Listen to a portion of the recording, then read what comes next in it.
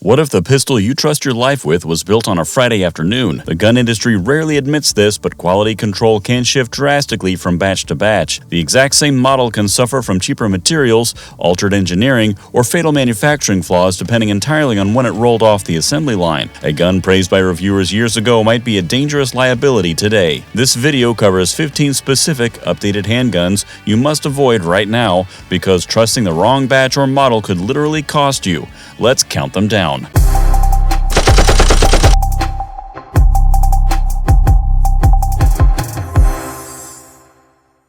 Number 15. Beretta Nano. Beretta carries one of the most respected names in firearms history, which is exactly what made this one so puzzling. The Nano was marketed as a slim, easy-to-carry pistol from a legendary brand, and on paper that sounds like a no-brainer purchase. Right out of the box, though, it turned out to be one of the pickiest guns on the market. It flat-out refused to reliably cycle standard 115-grain ammo, the kind most people buy by the case for range days. To even function at a basic level, it demanded heavy 124-grain or 147-grain loads. Constant failures to extract and eject with standard ammo were a widespread complaint. For a carry gun that needs to work every single time, that kind of selective appetite for ammunition is a complete deal-breaker. Number 14. Diamondback DB9, early Gen 1. Diamondback had a bold idea: build the smallest carry pistol possible. The problem is that physics has opinions, and this gun ignored all of them. Early versions were battering their own frames to pieces with regular factory ammo. Not hot loads, not overpressure rounds, just standard pressure ammunition right off the shelf. The company's response was to ban +P use entirely,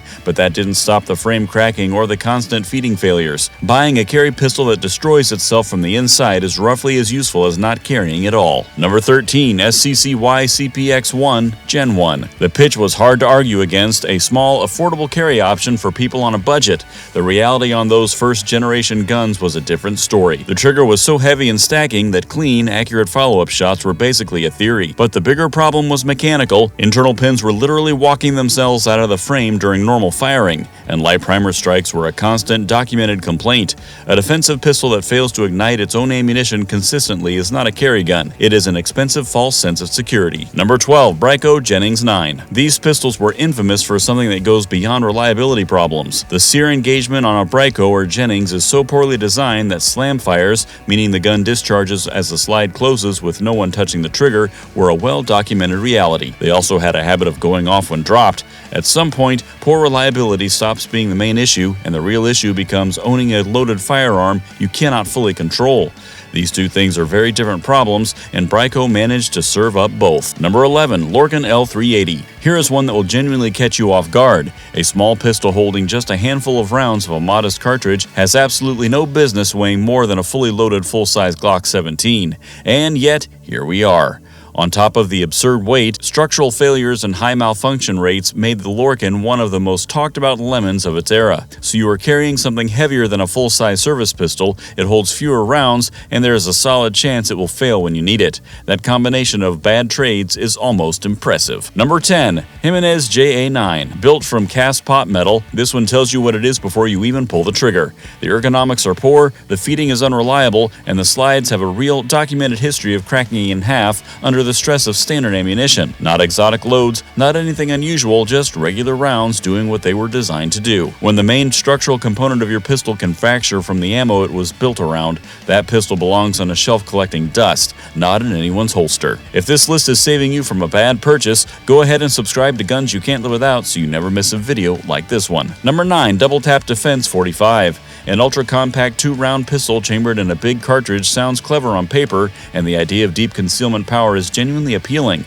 Then you actually shoot it. The recoil is described by nearly everyone who has fired one as brutal, wrist-punishing, and borderline painful, and that is with one barrel going off at a time. The real problem was an internal defect that could cause both barrels to fire simultaneously. 2 rounds of heavy cartridge igniting at the exact same moment in a pistol that weighs almost nothing is not a self-defense tool. It is a controlled injury waiting to happen. Number 8. Colt All-American 2000. Colt had a real opportunity in the early 1990s to compete in the growing polymer pistol market, and they wasted it completely with this. The rotating barrel design added layers of mechanical complexity that delivered zero practical advantage to the shooter. Then there was the trigger, which was so heavy, so mushy, and so completely devoid of any positive feedback that consistent accuracy became more of a hope than a realistic expectation.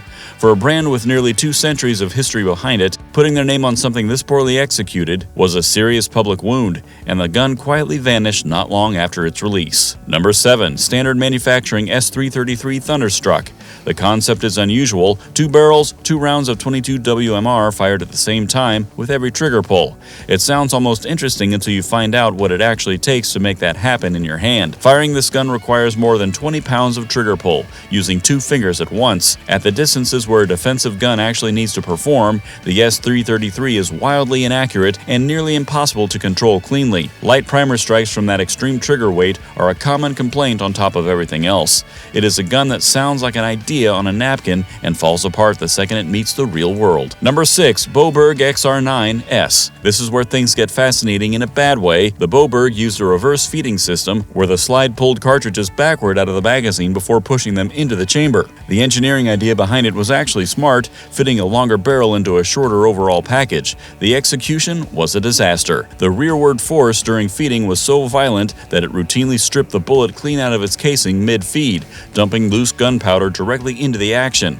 That is not a malfunction. That is a potential catastrophic failure building up inside your gun every single time you cycle the slide. Number 5. USFA Zip 22.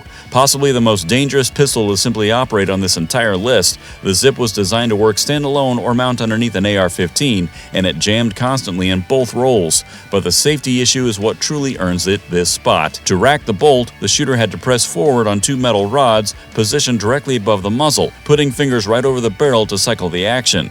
That design should have been killed before it ever left the concept stage, let alone get manufactured, boxed up, and shipped to real people who pointed it at targets. Number 4. Honor Defense Honor Guard. On paper, a single-stack carry pistol from a small American manufacturer looked like a promising product. It checked the right boxes visually, then independent testing revealed that when struck at certain angles, the striker could release and fire a chambered round without the trigger being touched at all. A pistol that fires on its own is not a carry option, it is a liability. When the reviewers who caught this published their findings, Honor Defense responded by publicly attacking them rather than addressing the flaw. The company eventually shut down. There is a lesson in there somewhere. Number 3. Caracal F Original Run. The original Caracal came to market with serious credentials attached to it. It was designed by Wilhelm Bubitz, the same engineer responsible for the Stier M, one of the most underrated and well-engineered carry pistols ever made.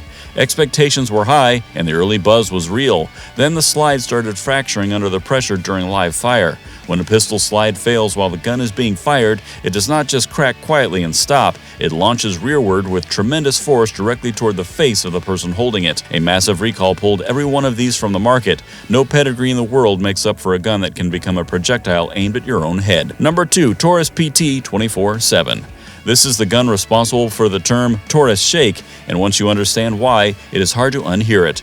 Early PT 24/7 models had a drop safety defect so severe that the pistol would fire when dropped. That alone would secure its place near the top of this list, but it goes further. The gun could also discharge from being shaken vigorously in the hand, with no drop, no impact, and no finger anywhere near the trigger. That is not a drop safety issue, that is a broken firearm. A class action lawsuit followed, along with a recall of close to 1 million pistols. Nearly 1 million people were walking around trusting a gun that could fire itself. Number 1. Remington R51 Gen 1. Nothing on this entire list comes close to what happened with the original Remington R51. Rushed to market to cash in on the growing concealed carry trend, this pistol was a disaster from the very first round fired in the field. Slide bite was severe, jamming was constant, and then there were the out-of-battery detonations. The gun could fire before the slide was fully closed, which means burning gas, pressure, and debris were going places they were never supposed to go, including blowing the magazine clean out of the grip mid-fire. Remington issued a full recall, scrapped the design entirely, and had to start over from scratch. For a brand carrying nearly 200 years of American firearms history, it was one of the most publicly embarrassing product failures the industry has ever seen. If you have one of these originals sitting in a safe somewhere, please do your homework before it ever sees a holster again. That is every single one of them. If you want to know which pistols are actually worth your trust, subscribe to Guns You Can't Live Without.